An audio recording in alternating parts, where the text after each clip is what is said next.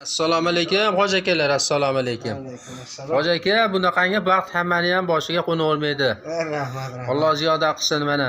Shu 3 kundan beri derazaga keldi, sayradi. Qanaqa qush keldi deb qarasam, shunday qilsam qo'limdan boshimga Boshqani boshiga qo'nmayapti. Qo'nmaydi.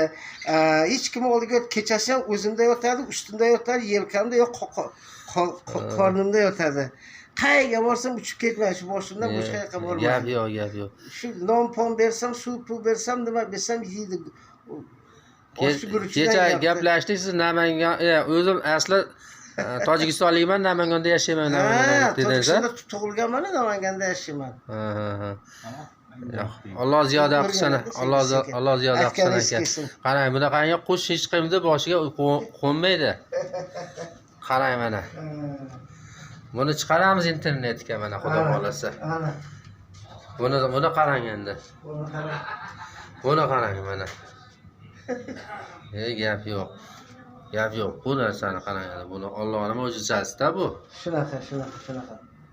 Boshingizda yuribdi 2 kundan. Yuribdi, hech kun ketmaydi. Hech kimga bormaydi. Montaj qo'zatsa chig'irlaydi, unamaydi.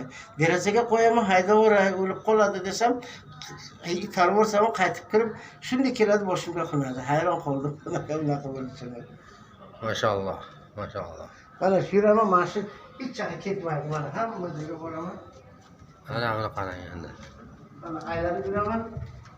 Mana shu yerga yursam, boshimdan ketmaydi boshqa joyga. Yopishib olgan. Hech yoqqa bormaydi boshimda. Faqat boshimda 3 kun bo'ldi. Mana qarang. Mana mo'jizani ko'ring, mo'jizani. 3 kundan beri boshimda boshqa ketmaydi. Mana shu yerga qunib olganda derazadan kirib.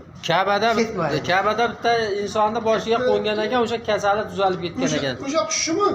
Mana shu qush shunaqa bo'lsa kerak. Shunaqa qush ekan mana. Yo bu ketmaydi. Hech 3 kundan beri boshimda. Ash tog'ani boshida Hammasi olaman dedi, unamaydi.